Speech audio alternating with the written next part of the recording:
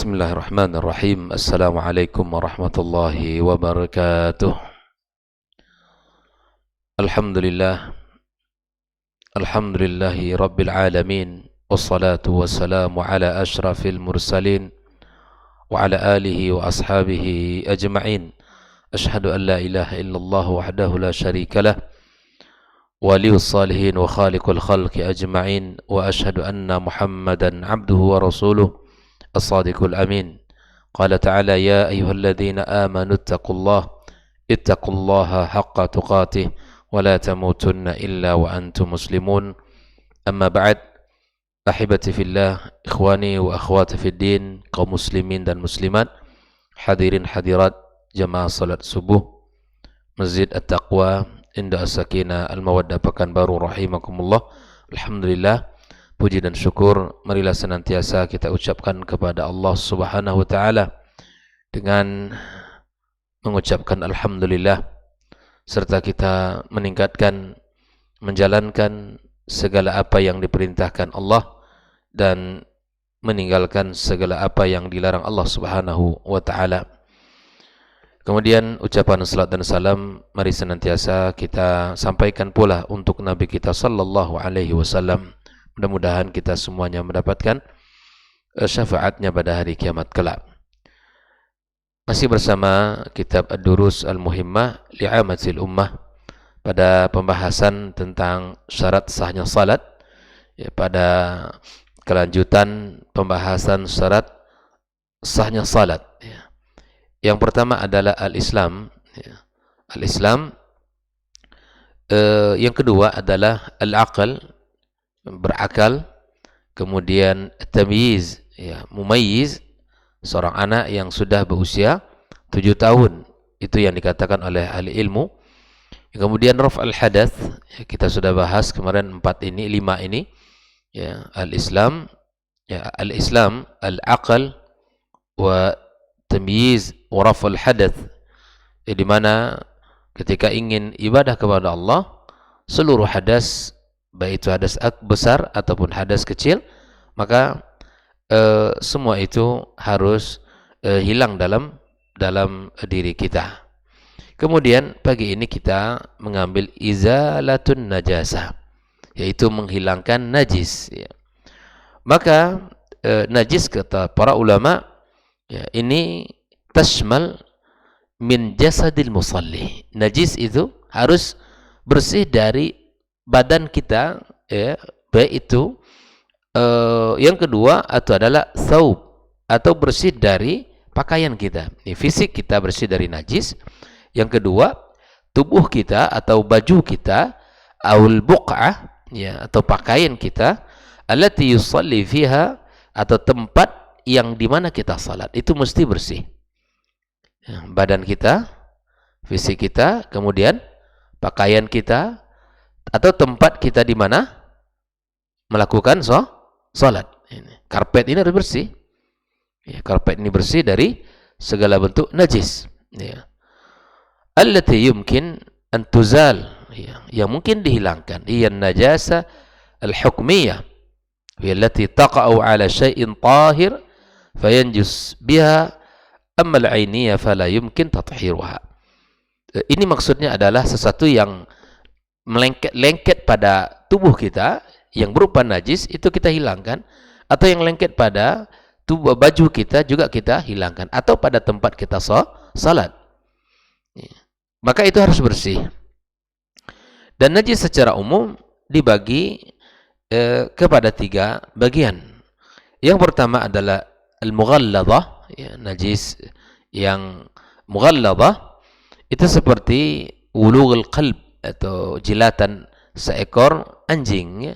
Itu bukan perkara ringan, ya. Makanya seorang muslim berhati-hati betul, jangan sampai peralatannya atau sesuatu yang ada pada diri dia atau di rumahnya, jangan sampai ini terkena jilatan seekor anjing.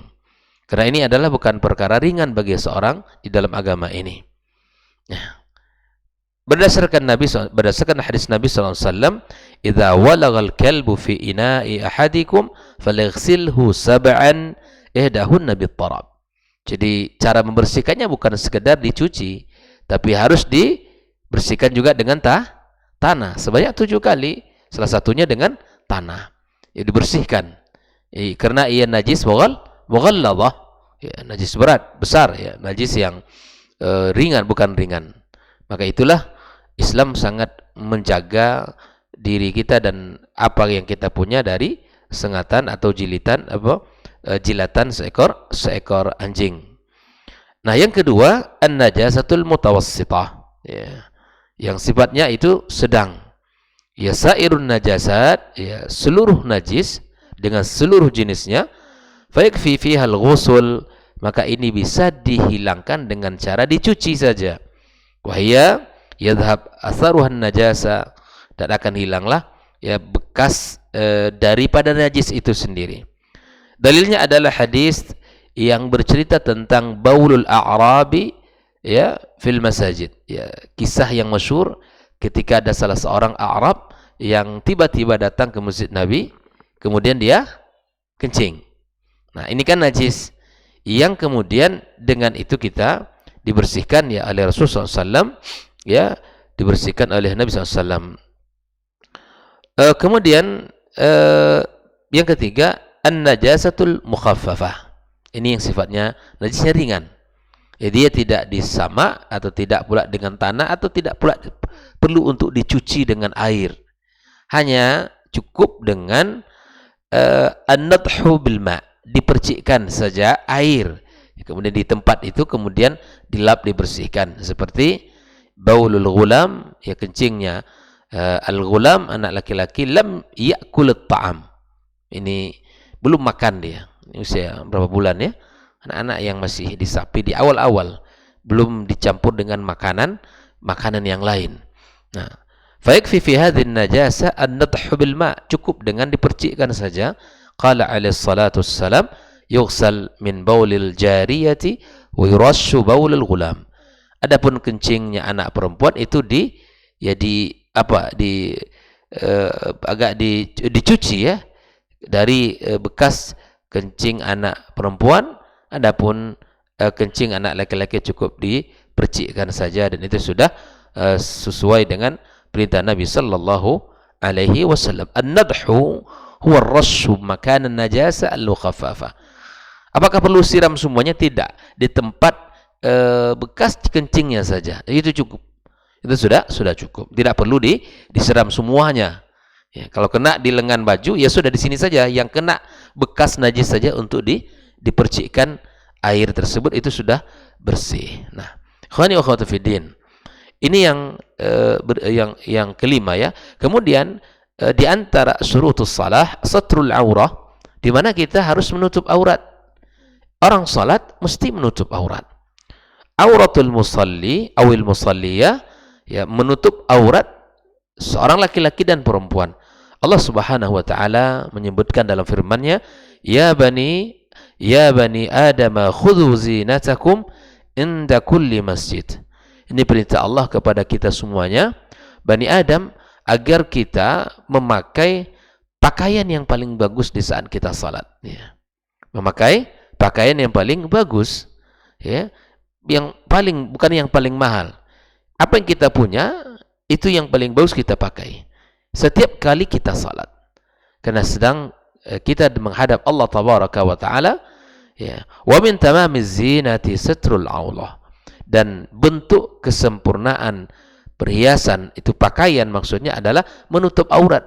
Pakaian yang menutup aurat. Jadi kalau pakaian yang tidak menutup aurat itu tidak berfungsi sebagai pakaian. Kan ada orang berpakaian tapi kainnya kurang. Kainnya kurang. Lagi-lagi hari ini anak-anak muda pakai Levi's celana, tapi seakan-akan itu sudah seperti kain lap gitu ya. Tahu kain lap? Udah dicompang-camping di di pahanya itu, dibolong-bolongin gitu. Seakan-akan keren model begitu. Sampai lutut. Ya duduk kelihatan aurat. Berfungsi sebagai pakaiankah dia? Tidak. Enggak berfungsi.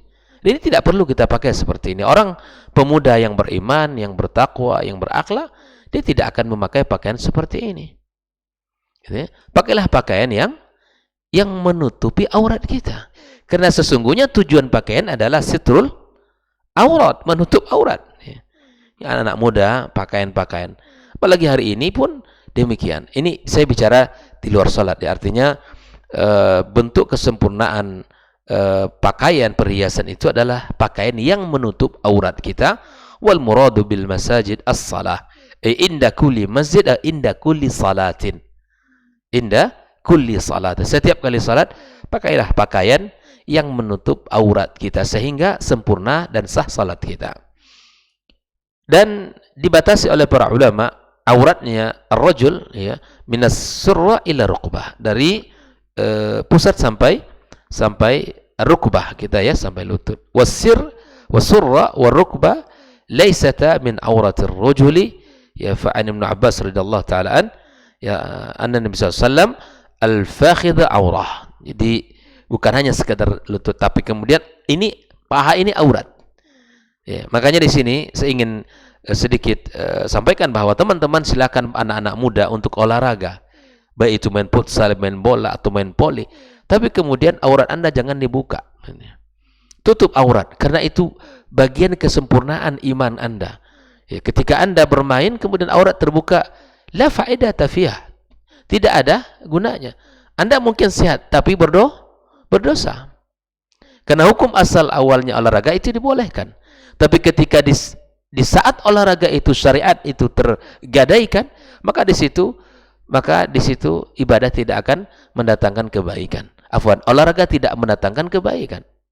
Silakan Anda, ya, olahraga karena itu tanda sehat, mendatangkan kesehatan, maupun jogging, berjalan kaki, berlari, silakan.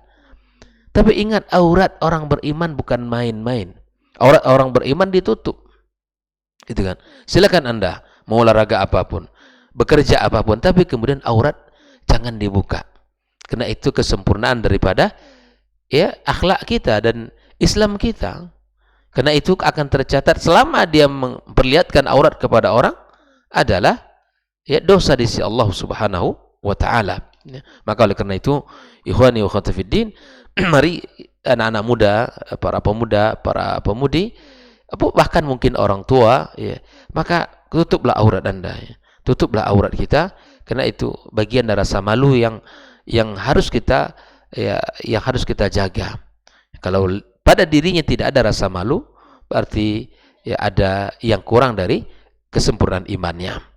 Maka itu ikhwani wa akhwati fiddin, sekali lagi bahwa adapun auratnya seorang perempuan kulluha aurah, semuanya aurat, ma'ada wajiha, selain daripada wajah. Namun Syekh At-Tawayan di sini menyebutkan, idza lam takun bihadrati ajanib, jika dia tidak berada di sisi laki-laki asing, fa idza kanat bihadrati ajanib wajaba alaihi sitrah wajhiha.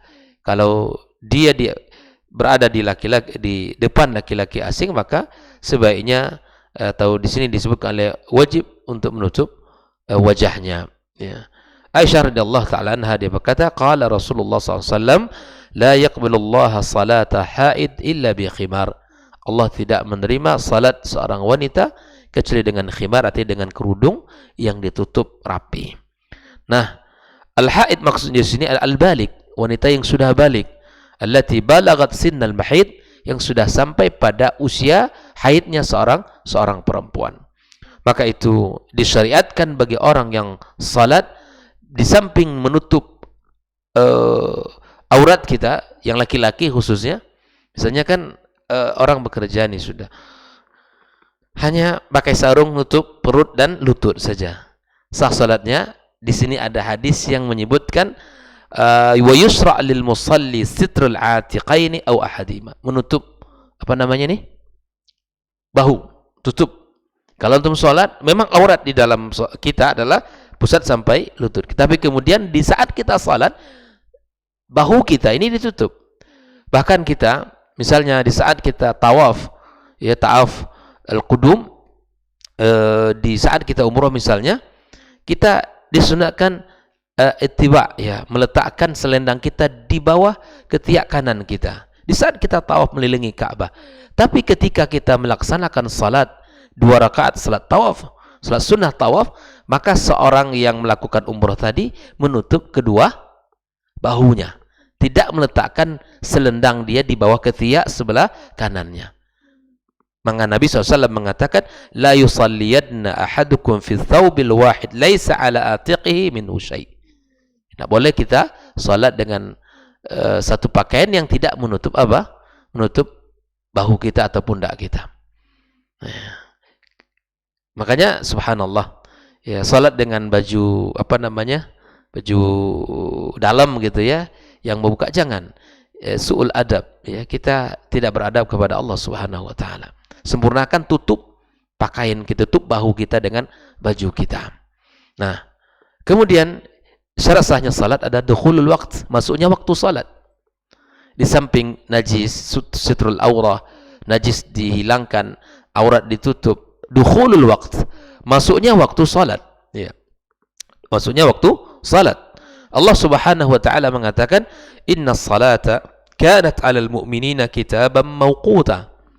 Salat itu waktunya telah ditentukan Allah Subhanahu wa taala. Bukan seingin kita untuk melaksanakan kapan saja. Ya. Nabi sallallahu alaihi wasallam telah menentukan awqatus salah, fala yajuzu li ayyi muslim ay yusalliha qabla waqtiha aw yuakhiruha. Maka tidak boleh bagi kita untuk mendahulukan salat sebelum waktu masuk atau mengakhirkan sampai keluar waktunya. Di dalam hadis riwayat Imam Muslim, Nabi sallallahu alaihi wasallam telah menjelaskan waktu-waktu, ya, waktu salat tersebut. Alhamdulillah, hari ini pun telah kita mudah bagi kita untuk mendapatkan waktu itu.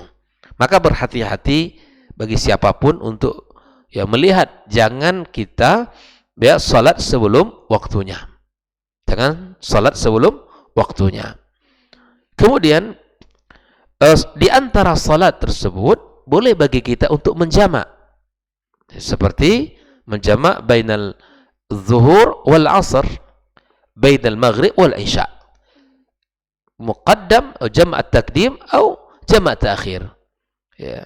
Melaksanakan zuhur dengan asar bisa di waktu zuhur atau zuhur di waktu asar karena alasan syar'i, ya, di antaranya dalam keadaan dia safar, ya, boleh dia menjamak dan boleh mengqasar, atau mungkin dalam keadaan tertentu seperti di saat dia salat maghrib, hujan lebat, kemudian angin kencang, badai dan seterusnya, lalu kemudian ini kalau pulang ke rumah dan kemudian tak mungkin lagi untuk berjamaah ke masjid, sebagian para ulama membolehkan hal kondisi seperti itu. Nah, silakan nanti dibaca apa saja yang bisa dibolehkan, sebab dibolehkan kita untuk menjamak salat. Nah, wa fis safari wa fil maradi wa fil khaufi wal madhar, disebutkan di sini di saat kita safar, di saat kita bahkan kita sakit. Di saat sakit boleh kita menjamak, dan di saat ketakutan, misalnya dapat informasi sedang berkeliaran harimau gitu kan, 5 ekor ditemukan. Ini kalau bolak-balik ke masjid di waktu gelap ini kita khawatir ini. Nah, kita maghrib bisa udah dijamak saja, sudah pulang, selamatkan diri masing-masing ke rumah, dan itu dibolehkan pada saat-saat yang dikhawatirkan keamanan untuk diri kita dan keluarga kita. Baik, kemudian wa man ta'akhkhara an waqti salati bi'udhrin shallaha idza nazal uzur. Kalau kita salat di luar waktu, maka itu silakan kalau seandainya kita ada uzur tidak bisa melaksanakan di tepat waktunya. Maka jaga waktu tersebut, seperti Nabi yang mengatakan uzur seseorang, man nama an salatin aw nasiyaha fayusalliha idza dzakaraha la kafarata la illa dzalika. Orang yang tertidur dari saking lelahnya seseorang gitu ya, tidur jam 10 misalnya, jam 9, bangun-bangun sudah jam 5 sore. Mungkin terjadi? Mungkin. Sangat mungkin terjadi. Lah, tadi saya tidur jam 9 atau jam 10. Sekarang sudah jam 5. Zuhur sudah lewat. Maka kapan waktu salatnya? Ketika itu dia langsung salat, ya. Idza dzakaraha aw la kafarata la illa dzalik. Tidak ada kafarah bagi Anda yang tidur, kemudian tidak salat, kemudian salatlah ketika waktu ingatnya. Wa qara'a Rasul sallallahu alaihi wasallam qaulahu ta'ala wa aqimis salata li dzikri. Maka dirikanlah salat untuk mengingatku, kata Allah Subhanahu wa taala. Dan bukan dimaknai ayat ini dengan cara bahwa kalau sudah ingat Allah tidak perlu salat. Ini jangan disalahartikan. Ini tafsir jalan lain namanya. Bukan tafsir jalan lain, tapi tafsir jalan lain, menafsirkan dengan akalnya. Kan ada sebagian kelompok di dalam Islam mengatakan hal yang seperti itu. Karena ada makam-makam tertentu orang bisa terbebas dari syariat. Kalau sudah ingat Allah, ya itulah salatnya, cukup. Tidak perlu lagi gerak Anda rukuk dan sujud. Sampai mereka mengatakan karena rukuk dan sujud itu hanya ya kulit-kulitnya salat saja. Ma'rifatnya salat, ingat Allah setiap saat dan waktu. Tidak perlu. Ini batil. Ya. Nabi saja sallallahu alaihi wasallam seorang yang maksum, yang ditunjuk Allah tabaraka wa taala sebagai utusan yang mulia, tidak pernah tidak melaksanakan salat. Dalam kondisi sehat, dalam kondisi sakit, beliau salat.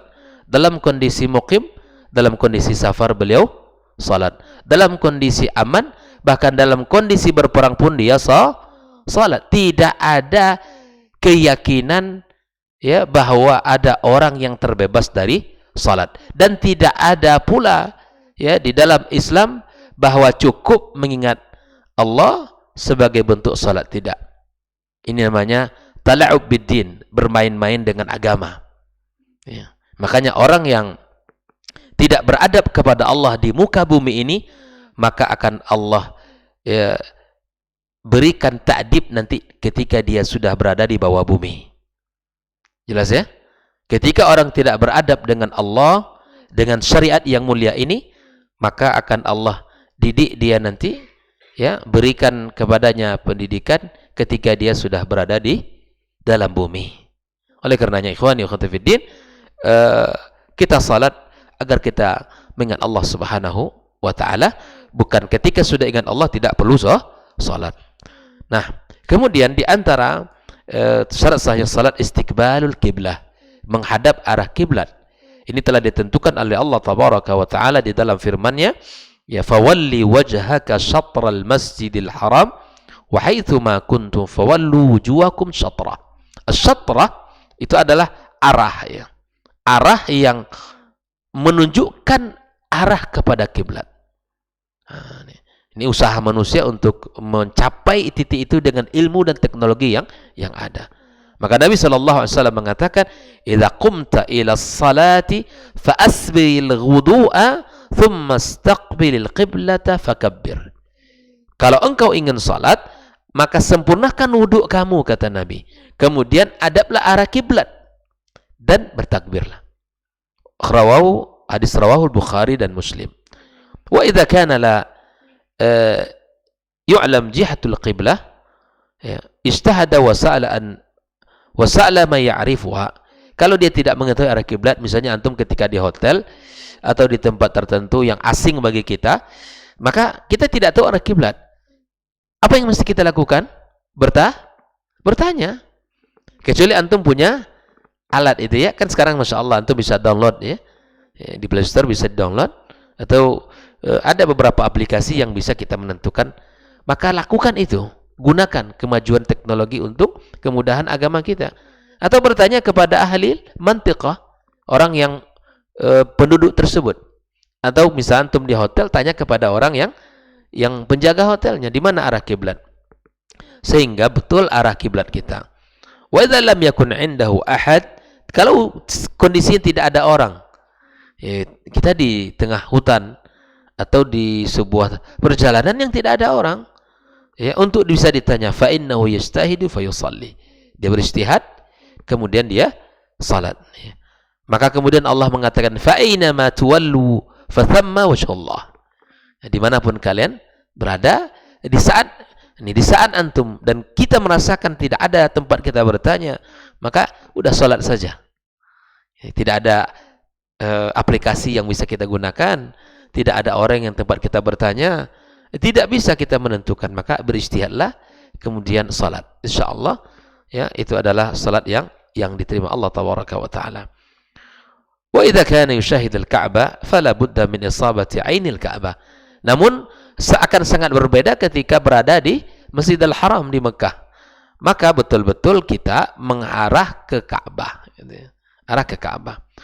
Wal ba'd yukhti wa yusalli ala ghairi jihatil Ka'bah wa huwa yanzuru ilaiha. Sebagian ada yang salah, dia tidak mengarah arah kiblat, arah Ka'bah. Fala budda min isabati 'ainiha, harus betul-betul mengarah kepada Ka'bah itu sendiri. Ya, masa kita ketika berada di tengah-tengah Masjidil Haram tidak bisa mengarah arah Ka'bah, nah, mesti mengarah arah Ka'bah. Fa idza lam yakun yushahiduha fa yaktafil jihah. Kalau kita tidak bisa melihat Ka'bah misalnya, maka cukup mengarah saja, ya. Ya fi kiblati ahli Madinah ma bainal masyriq wal maghrib kiblah. Nah, ikhwani wa akhwati fiddin, syarat sah salat di antaranya adalah an-niyah. Apa? An-niyah. Wa niyyatu mahalluha al-qalb. Niat itu tempatnya adalah di hati. Ya, laisa bitalaffuz. Wa hiya aslun fi kulli ibadatin. Niat itu adalah asal dasar pada setiap ibadah. Tidak ada niat tak sah ibadahnya. Wa qala alaihi salatu wassalam, innamal a'malu bin niyat wa innama likulli imri'in ma nawa. Hadis muttafaqun alaihi, bahwa setiap amal tergantung niat dan setiap orang akan diganjar, dibalas sesuai dengan niat apa yang ia niatkan. Wan niyatu fi sholati ya tafruqu bainal fara'id wan nawafil wa bain anwa'il faridati wa anwa'in nafilah. Niat di dalam salat berbeda antara niat salat wajib dan salat-salat sunnah, dan antara segala bentuk kewajiban dan salat-salat. Wala yajuzu at-talafuz bin niyyah, yang tidak boleh bagi kita untuk melafazkan ya dengan niat, bal huwa minal bid'il muhdatsati fid din. Bahkan Syekh Ahmad Tuwayan menyebutkan hal ini adalah perkara yang bid'ah. Ikhwani wa akhwati fid din, cukup dalam hati kita berniat, dan itu sudah mewakili dari apa yang kita inginkan. Wa yajuzu ay yusalli adh-dhuhra khalfa ma yusalli al-'asr. Ini berbeda tadi ya. Bagi seseorang ketika safar, boleh dia salat zuhur di belakang orang sedang jemaah sedang salat asar. Itu masuk masjid orang sedang asar, antum belum salat, boleh kita mengimam. Di sini disebutkan oleh Syekh Ahmad Tuwayan, wa yajuz, dibolehkan ay yusalli adh-dhuhra khalfa ma yusalli al-'asr. Wa yajuzu kadzalika ay yusalli al-mutanaffil bil muftarid. Ya. Kemudian wa yajuzu ay yuqallib al imam niyatahu ila ma'mum.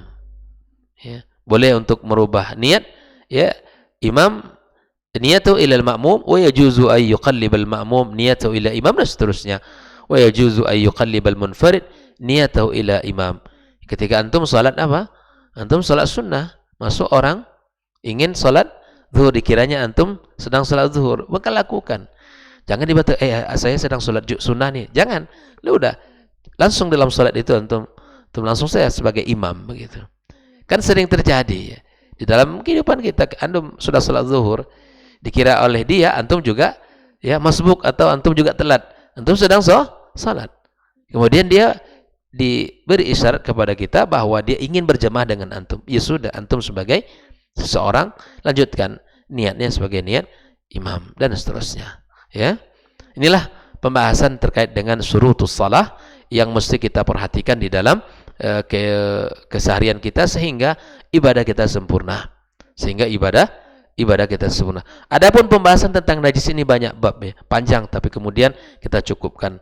Nah, apabila misalnya begini, selesai sholat kita kelihatan ada najis di baju kita, lalu kemudian gimana? Apakah kita mengulang atau tidak? Dan seterusnya. Itu banyak pembahasan, tapi kemudian kita mencukupkan apa yang disebutkan di dalam kitab Durusul Muhimmah ini, dan mudah-mudahan kita bisa memperluas bacaan kita, terus membelajar agar ibadah-ibadah atau mungkin case-case yang terjadi di dalam ibadah salat itu bisa kita pahami dengan baik, karena banyak sekali permasalahan-permasalahan yang terjadi. Misalnya akhwat, ya, di saat dia sedang salat, ya tiba-tiba datang haid, ya.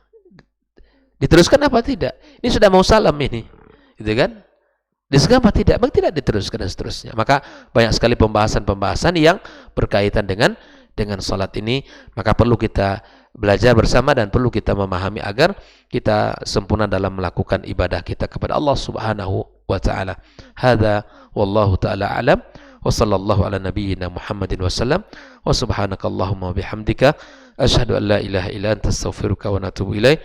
Wassalamualaikum warahmatullahi wabarakatuh. Dr. Dasman Yaya Ma'ali LCMA Hafizahullah, Dr. Helmi Basri LCMA Hafizahullah, Dr. Hidayatullah Ismail LCMA Hafizahullah.